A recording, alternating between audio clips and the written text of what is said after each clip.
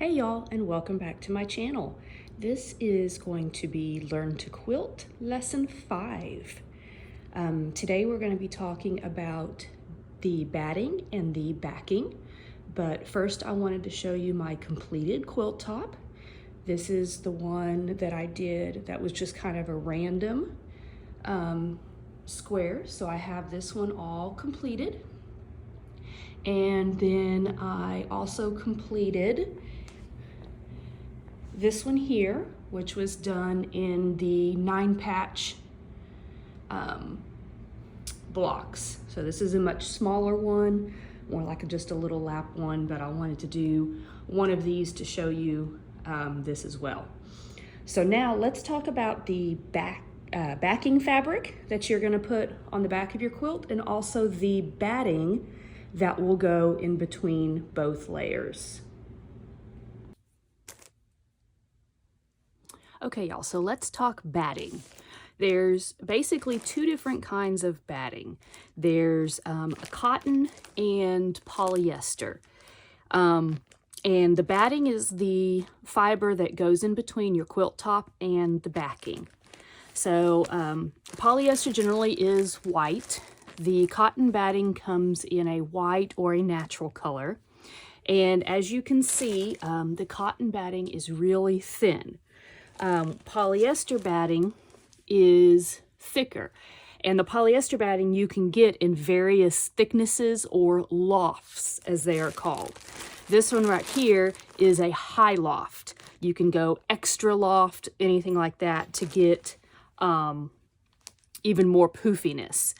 Now, you can buy your batting either pre-packaged in sizes that are pre-cut for you, or you can buy it by the yard.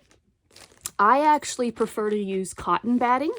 It's a lot easier to quilt, and I think it gives a really good look for a quilt. It reminds me of the quilts, you know, grandma, great-grandma had before they even had polyester. They would use kind of the cotton batting. So that's what I'm going to use for this quilt, and I won't be using the polyester. Now, there's a couple things to note about batting, and I'm just going to generally, from pretty much from now on, consider when I'm talking about using the cotton batting. Even cotton batting, very few of them are 100% cotton.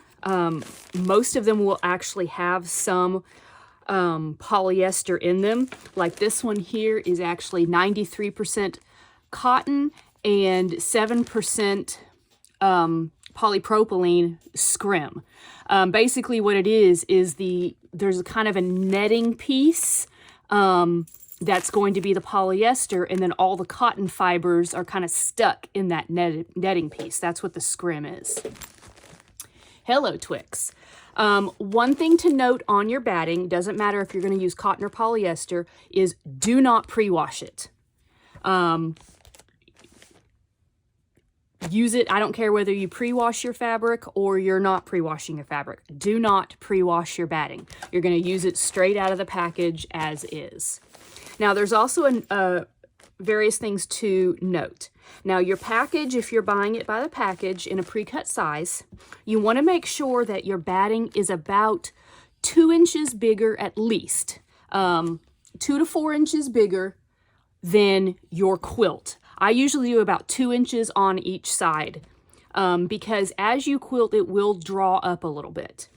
Your cotton batting pretty much only comes in one loft, and it will show this on your package. This is a 1/16 of an inch. The polyester, if you buy it, will show a lot of this as well. It will tell you what your shrinkage is, 3 to 4%, which is fine. Washable by hand or machine, which is what you would want. It's also dry cleanable. And this is very important. It will tell you the stitch distance. This is stitch distance up to 4 inches apart, okay? Now on this package here where the polyester came out of, it says quilt up to 4 inches apart. This is very important. Okay, have you ever had a quilt, maybe a very old quilt or something that's been washed a lot and it starts getting really lumpy? What that is that's the batting being pulled apart in the middle. And normally what causes that is the quilting is not close enough together to hold the batting in place. So on this batting here, this cotton one, it is recommended that you can quilt anywhere between 0 and 10 inches apart. Okay, so there has to be at least 10 inches in between your quilt stitching. Okay, on the polyester, it has to be at least 4 inches on your quilt stitching. So that's very, very important to know. Okay, you have definitely, you know, different things that you can read up on about it. Now, I will tell you that batting is usually one of the most expensive parts of a quilt. So definitely wait for it to go on sale or use a coupon or something like that. But as you can see, the cotton batting is very thin. I'm going to be using a white, but a lot of times I'll use natural as well. I tend to use white if my quilt top has a lot of white fabric in it. Just so the natural color may not dull the white down, and then any other like multicolored or darker ones, I'll use the natural on. Okay. So once you get your batting, you're going to want to open the package, and it's all nicely folded, but you'll notice as you fold it and unfold it, you have these little wrinkles and creases in it. Okay. These need to come out for easier time. I mean, you can leave them in, but it's just a little harder to get a nice flat quilt if you've already got lumps and things in it. So what I normally do is I use a pool noodle. You can also use a wrapping paper tube. If you go to your local fabric store, they may have an empty drapery fabric tube or whatever, but I will roll my batting on my tube like this. It just makes it a lot easier to apply, and we'll do that in lesson 6. I will actually show you how to put the top and the back and the batting all together. This video I just basically wanted to cover batting and then backing fabric, and then give you time to finish up your quilt, purchase your supplies, and things like that. Okay, so I would definitely recommend rolling it up. You can iron if you want to, you know, press these out. Just be very careful. It's, you know, don't burn it, and definitely don't try to stretch it with the iron. You need to more press than, you know, iron back and forth. But you need to prepare your batting and get that ready to go. And now let's talk backing fabric, okay? Your backing can be whatever fabric you want. I usually use a cotton material. Some people will use old sheets. It can be print or it can be solid. Now, this one I got from the store. This is a 45-inch wide fabric. But you can get what they're called wide fabrics for, you know, obvious reasons, that you can get in either prints or solids that go all the way up to 120 inches wide.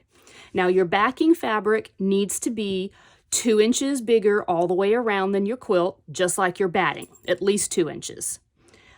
So depending on your size of your quilt, you may have to buy double the fabric or double the length of fabric and then sew 2 pieces together in order to get the right width.